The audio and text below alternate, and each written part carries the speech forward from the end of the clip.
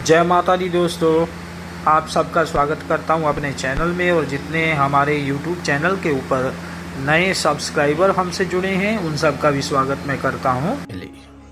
जब भी आप किसी शक्ति से कार्य करवाते हैं, साधना के क्षेत्र में नया प्रवेश कर रहे हैं, तो उनकी शक्तियों के विषय में जान लेना, उनके भोग के विषय में जान लेना और उन शक्तियों को जगा लेना बहुत विशेष महत्व रखता है। उसी प्रकार जितनी शक्तियों से कार्य करवाई जाते हैं, जो आपकी इष्ट शक्तियां हैं, उनसे जैसे आप कार्य करवाते हैं, तो उन शक्तियों को जगाना विशेष तौर से महत्वपूर्ण हो जाता है।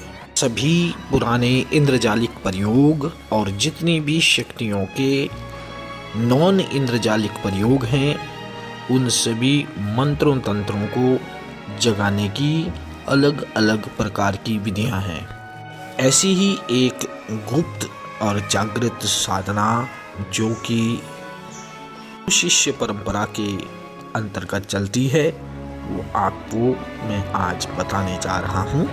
अगर आपने मेरा चैनल अब तक सब्सक्राइब नहीं किया है तो इस चैनल को सब्सक्राइब कर लें, जिससे हमें आपके लिए ये सब वीडियो बनाने के लिए बहुत प्रोत्साहन मिलता है। यह प्रयोग 11 दिन का प्रयोग है। आपकी सभी इष्ट शक्तियाँ जिनसे आप कार्य लेते हैं, वो सभी शक्तियाँ इस प्रयोग से जागृत हो जाती हैं। इस प्रयोग को प्रति अमावस्या, प्रति पर्व, प्रति ग्रहण पर, जब जब ग्रहण आए, जब जब महीने में अमावस्या आए, जब जब पूर्णिमा आए और जब जब कोई बड़ा त्योहार आए, तो इसे सिद्ध कर लेना चाहिए, वापस इसे जगा लेना चाहिए। इस मंत्र के द्वारा अपनी शक्तियों को वापस चैतन्य कर लेना चाहिए। बहुत सारी ऐसी विधियां हैं जिनसे कि पहले भी आपको, जैसे मैंने पहले की वीडियोस में बताया है कि अलग अलग तरह के मंत्र और विधियां हैं जिनसे आप अपनी इष्ट शक्तियों को जागृत कर सकते हैं। लेकिन ये प्रयोग अपने आप में महत्वपूर्ण क्यों है? इस प्रयोग के साथ आपको विजन्स मिलने शुरू हो जाते हैं, आपकी दृष्टि कार्य करना शुरू कर देती है, रूहानी नज़र जो है आपकी वो जागृत हो जाती है।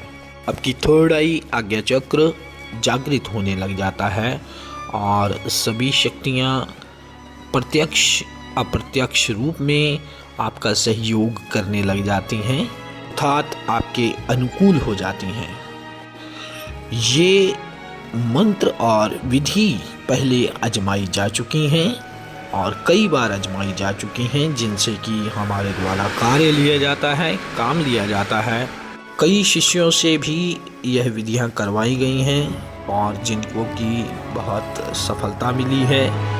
इसीलिए ये समझा कि विषय वस्तु बांटने से बढ़ती है। ज्ञान का ऐसा प्रकाश है, ज्योति से ज्योति जलते तो प्रकाश हो जाता है। उसी प्रकार ज्ञान आगे बांटने से बढ़ता है, कम नहीं होता।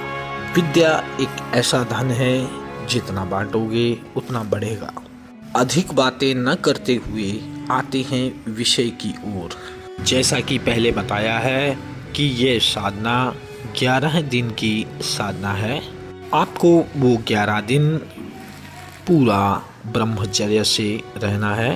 सूर्यास्त होने के बाद सायंकाल में घर के किसी एकांत कोने में, किसी एकांत स्थल पर 1.25 हाथ जमीन आपने गोल चौका लगा लेना है।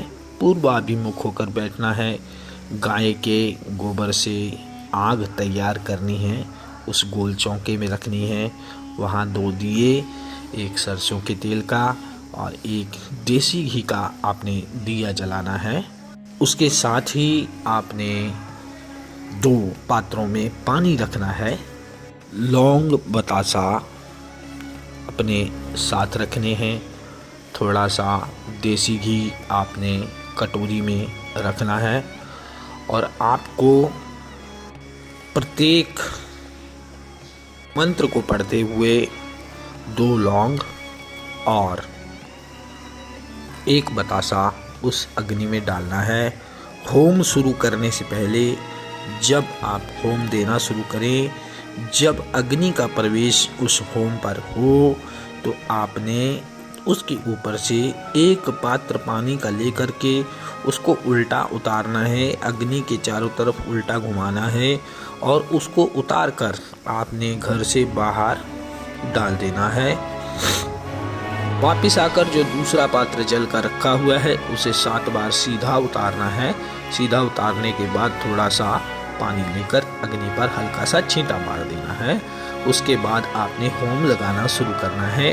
108 बार आपने प्रति सायंकाल को यह होम करना है। उस होम में जौं और काले तिल थोड़ा सा ये मिलाए जा सकते हैं। देसी घी की आहुति भी डाल सकते हैं। अग्नि को स्थिर रखने के लिए आपको घी या तेल तो डालना ही होगा। इस स्वयं को आप यह लगातार 11 दिन करेंगे। उसी स्थान पर जहां आपने होम किया है उसी के पास ही आपको सोना है, अन्यत्र स्थान पर नहीं सोना। भूमि पर शयन करना है। स्वच्छ और हल्का फुल्का भोजन करना है। मन को पवित्र और शुद्ध रखना है। अगर कोई छोटी से छोटी शक्ति भी होगी वो दूसरे तीसरे दिन आपको प्रकाश दे देगी, यानी कि प्रत्यक्ष या परोक्ष रूपेण आपके सामने आएगी। आने का हालात ये भी हो सकता है कि वो ख्वाब में भी आ सकती है और इशारा भी दे सकती है।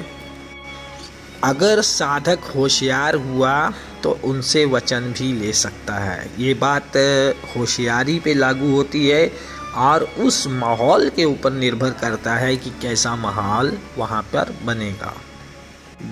आप लोग मेरे ब्लॉग को फॉलो नहीं करते, ब्लॉग को फॉलो भी करें। मंत्र आपको मैं बता रहा हूँ। जागो गद्दी जागो खेड़े जागो पितरदेव, जागो धूणे अलख निरंजन जाग थड़े के पीर, चौंक की जागो जोगणी जागो मरघट देव, थान की सुट्टी देवी जागो लौंग सुपारी भेंट खुशाली वचन न तेरा जाए खाली, चारों कुंठ तुझे शीश नवावें ना मन्ने तेनु नवनाथ की दुहाई। यह मंत्र 100% सक्रिय है, प्रायोगिक है और प्रमाणित है। नया साधक यदि चाहता है कि वो साधना के क्षेत्र में प्रवेश करे और कामयाब हो जाए, अपने इष्ट के प्रति उपवास करें। उपवास लगातार होगा। देखिए, तंत्र में कुछ परिधि है, उसको समझना पड़ेगा।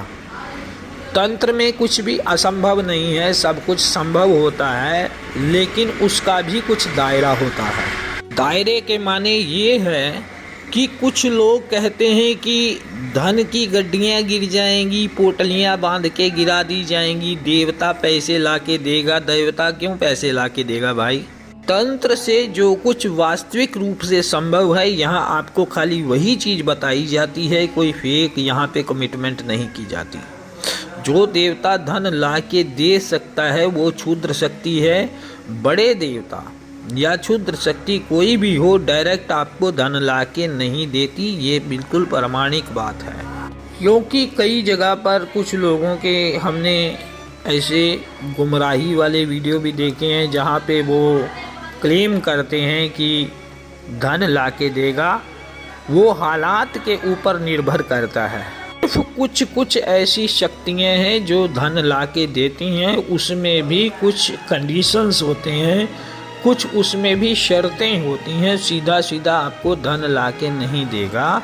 तंत्र का प्रयोग किसी बाधा के निवारण हेतु, किसी रोग के निवारण हेतु, किसी को कष्ट हटाने और देने हेतु ही कार्य विशेष तौर पर होते हैं।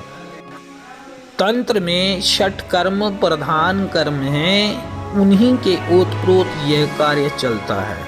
किसी की सत्यानाशी हो या पौष्टिक कर्म हो, वो जरूर हो जाते हैं 6 कर्म में। और तंत्र में, तंत्र की परिधि ये है कि इसकी कुछ परिधि नहीं है, लेकिन आपको अपना पूरा जीवन इसमें लगाना पड़ता है। यदि कोई ऐसा दावा करे कि समशानिक शक्ति आपको धन लाके देगी या कुछ फलादिका देवता धन लाके देगा, तो उस देवता के अनुरूप आपको जीना भी पड़ता है, उन नियमों का पालन भी करना पड़ता है, तभी यह सब कुछ संभव होता है। सपना देखने से आपको किसने मना किया? आप सपना देखो, देखते रहो, लेकिन प्रयास मत छोड़ो। लेकिन मेन चीज क्या है कि आपका पेट कहाँ से भर रहा है, आप क्या कमाकर आपके परिवार का जीवन कहाँ से यापन हो रहा है, किस कार्य से आपके परिवार को भोजन मिल रहा है, उस पर विशेष ध्यान रखें। देखो, सबके पास अलादीन का चिराग नहीं होता, और जिनके पास होता है तो उनकी परिस्थितियां कितनी विपरीत होती हैं ये भी समझ लें। कुछ मोकिल, जिन और शमशानी शक्तियां धन के ऊपर कार्य करती हैं, लेकिन वो ऐसे माहौल का निर्माण कर देती हैं, आपका वातावरण इस प्रकार निर्मित हो जाता है, आपकी बुद्धि और आपके सेंसेस इस प्रकार विकसित हो जाते हैं कि धन का आवागमन होने लग जाता है, धन आने लग जाता है। अब ये बात होती है कि किन स्रोतों से धन आता है, तो वो कुछ फिक्स नहीं होता। अगर आपका इष्ट आपके ऊपर प्रसन्न है तो धन आने के अवसर का निर्माण होता है। आगे आप कार्य करोगे तो वो धन मिलेगा, अगर कार्य नहीं करोगे, निष्क्रिय रहोगे, तो वो धन आपको नहीं आएगा। सीधी होश में चलना चाहिए आदमियों को।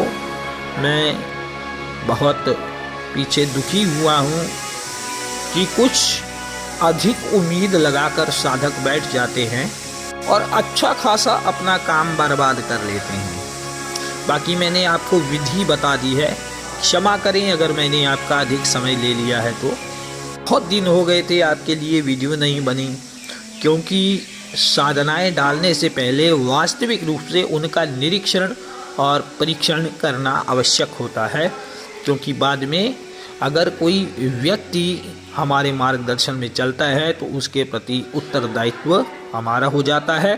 अगर कोई अपने से इन प्रयोगों को उठाकर करता है जहाँ पे उसके जीवन पर ये चीज़ें अप्लाई नहीं होती, तो हमारा कोई उत्तरदायित्व उसमें नहीं रह जाता।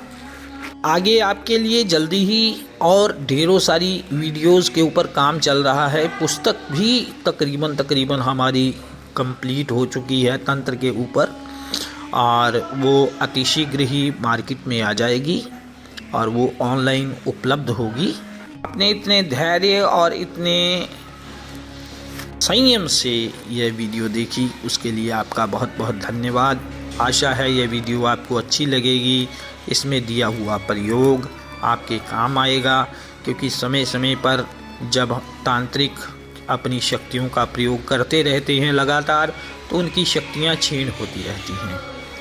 अब नई वीडियो में मिलेंगे, आशा करते हैं। भगवती आप सबके परिवार को कुशल मंगल रखे। जय माता दी, जय जय सीताराम।